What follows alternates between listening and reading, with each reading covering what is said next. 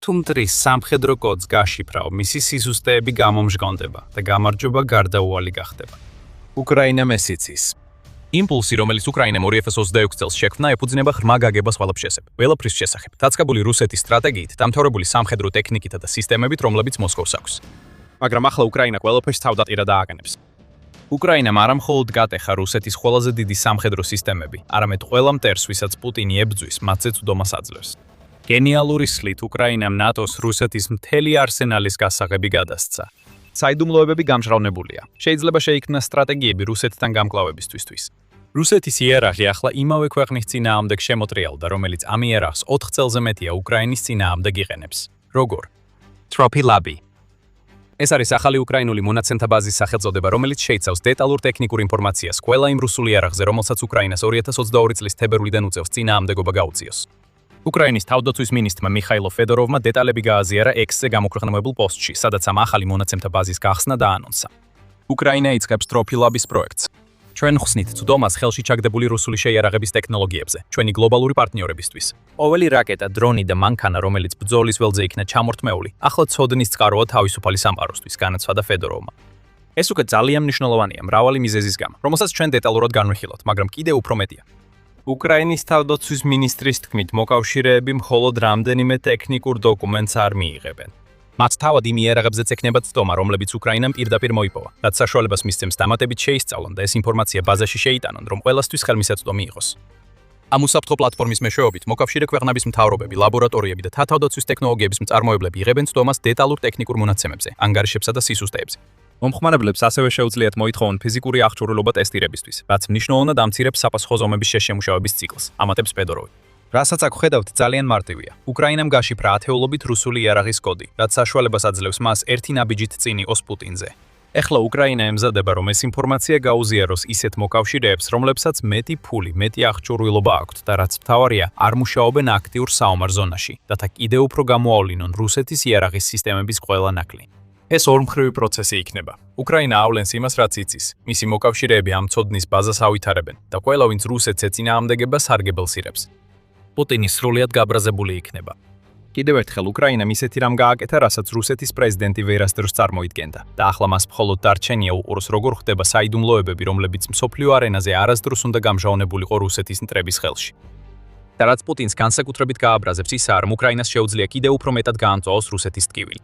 Trophy Lab-ს არსებობა შეუძლებელი იქნებოდა, რომ არა რუსეთის შეცრა უკრაინაში. და სანამ პუტინი კიდევ უფრო მეტ სახმელეთო შეტევასა და საჰაერო დარტყმას ბრძანებს, უკრაინის მიერ შექმნილი მონაცემთა ბაზა კიდევ უფრო გაძლიერდება. საბოლოოდ დარტყმები ნამსხვრევებს ტოვებს უკან-უკან. და სწორედ ამას შეუძლია უკრაინას მოიპოვოს და შეისწავლოს, რათა მეტი გაიგოს რუსულ იერაღზე. დიდი ირონია აქ ისაა, რომ რუსეთის სტრატეგია მისივე დაღუპვის მიზეზი გახდება, განსაკუთრებით დრონებისა და რაკეტების მიმართულებით. პუტინმა ორივე ამ ტიპის იერაღზე დიდი აქცენტი გააკეთა, რადგან რუსეთის სახმელეთო კამპანია ფეხდება. France 24 უწყება, რომ მხოლოდ მაისში რუსეთმა უკრაინის მიმართულებით 8150 დარტყმის დრონი გაუშვა, რაც რეკორდია. ასევე 211 რაკეტა და 1000-ობით მართვადი ბომბი.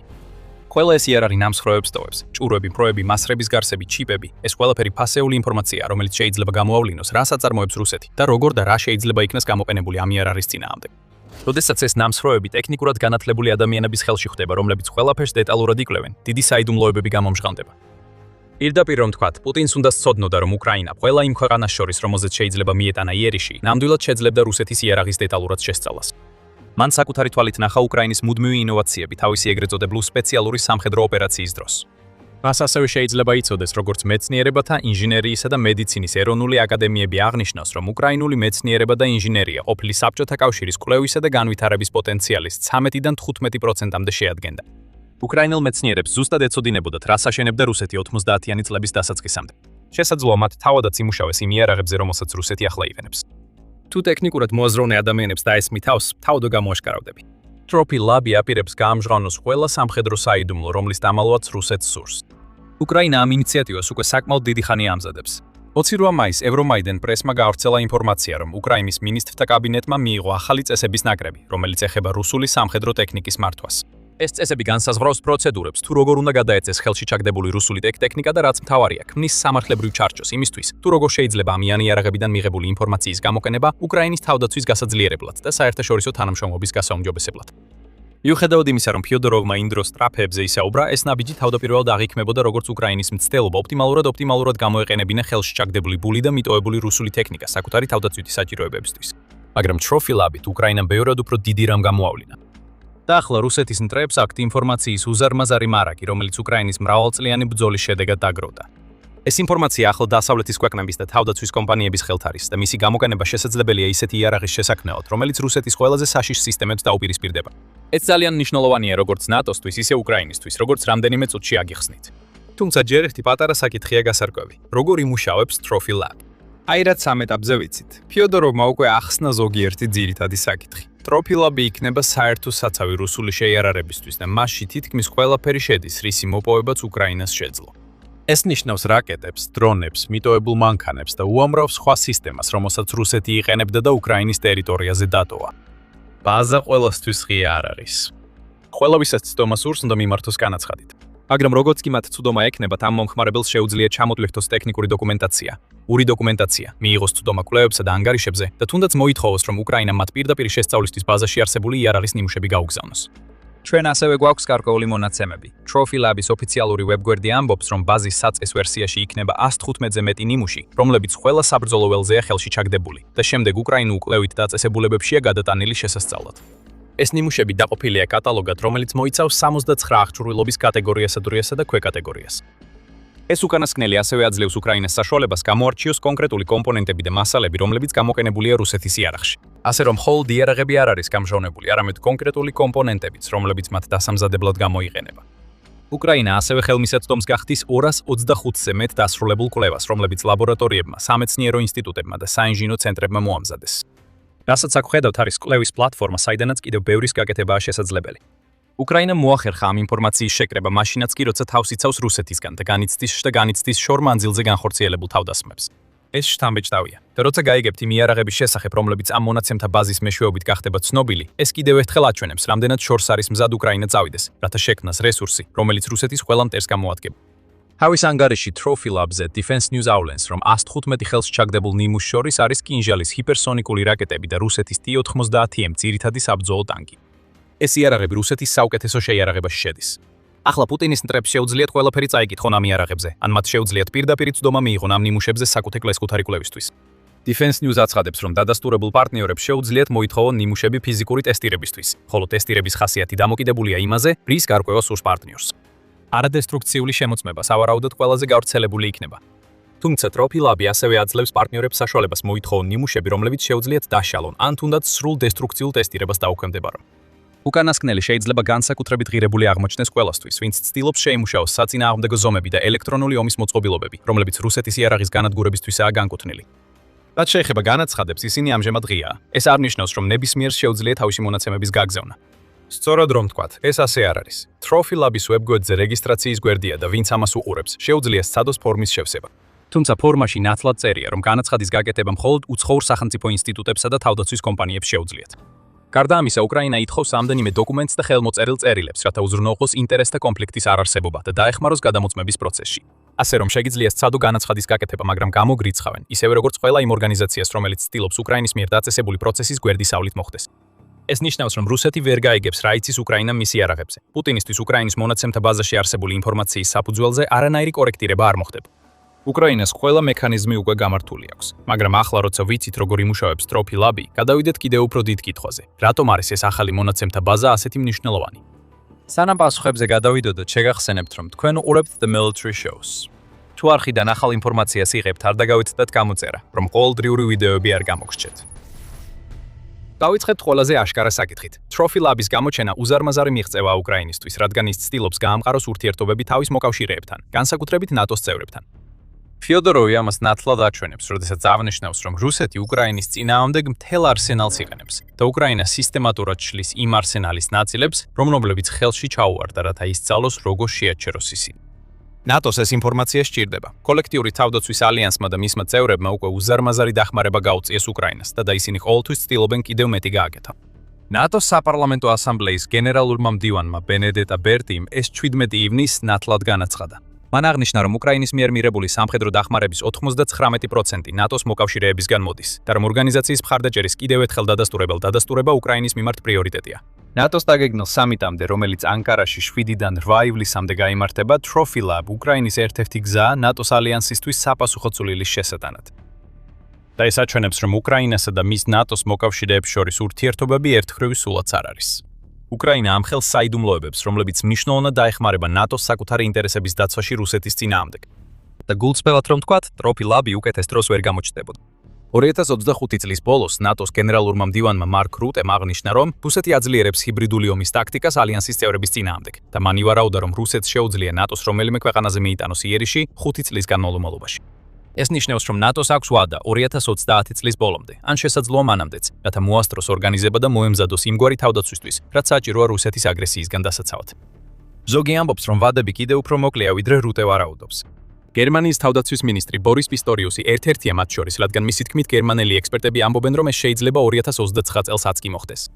როგორც ჩანს, ეს არის საერთო აზრი, რომელსაც რამდენიმე ნატოს წევრი იზიარებს. იტყობინება კანადის CBC და ამას ამყარებს ის ნაბიჯები, რომელსაც რუსეთი ამჟამად დგამს. ინფრასტრუქტურა, რომელიც საშუალებას იძლევა 115,000-მდე ჯარისკაცის განლაგება ნორდიკულ და ბალტიისპირეთის საზღვრებზე, იქნება იმისთვის, რომ პირდაპირ დაემუქროს ნატოს აღმოსავლეთ და ჩრდილოეთ ფლანგებს. რუსეთი ბელარუსში ბირთვული იარაღის პროცესებს ამოწმებს.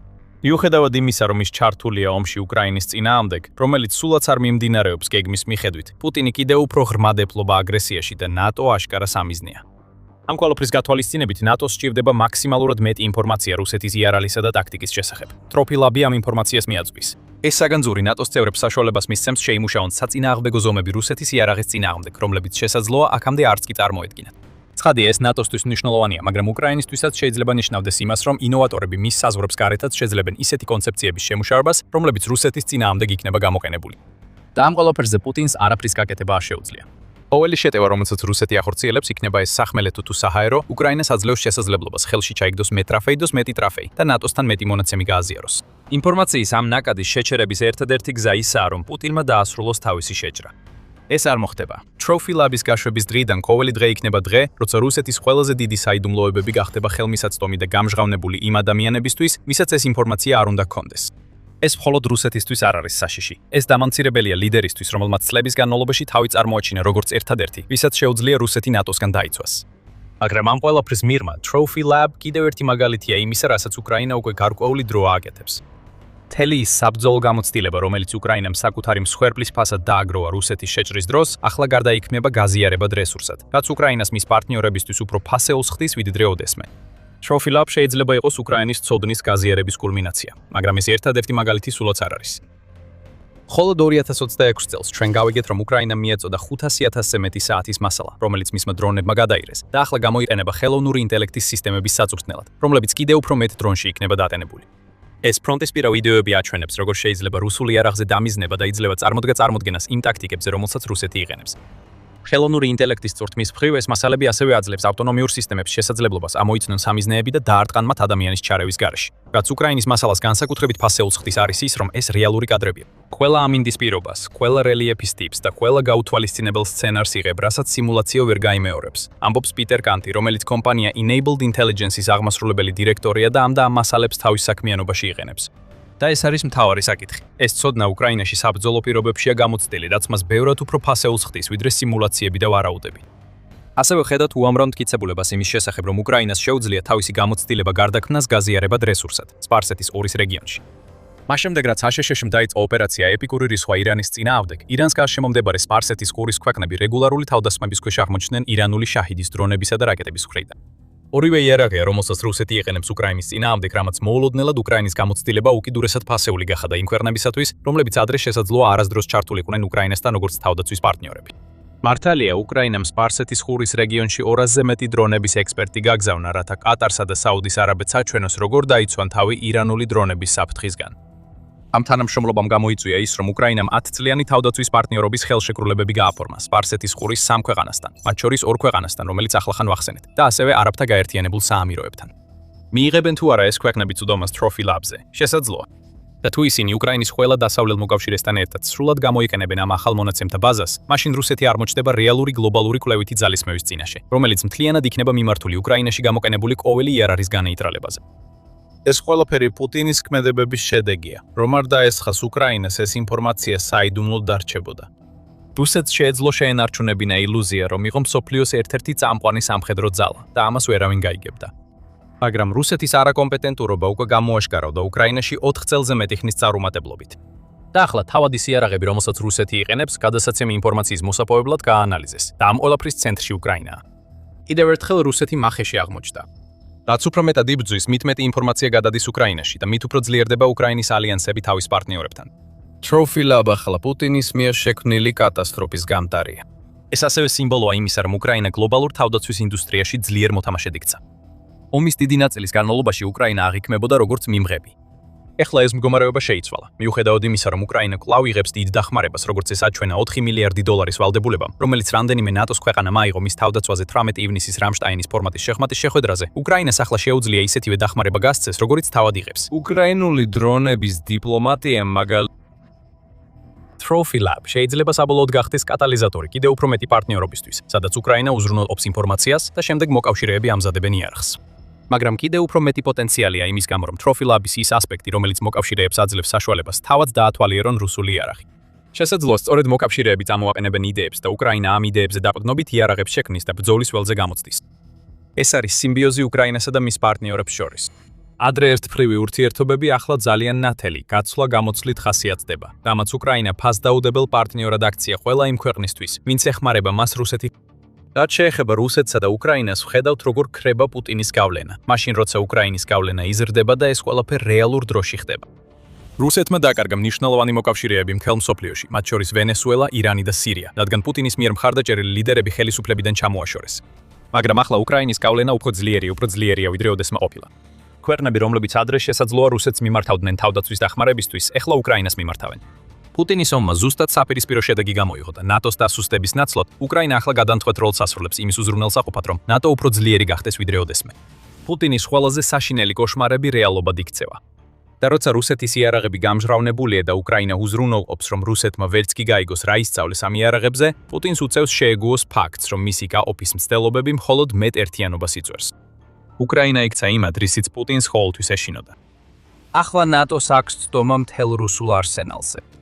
რუსეთის ბოლო დამცირება გაშვების ზღვარზეა. Trophy Lab არის რუსული სამხედროების მარცხის გამხის გამომშავნება, რომლის მსგავსიც სხვა არ არსებობს.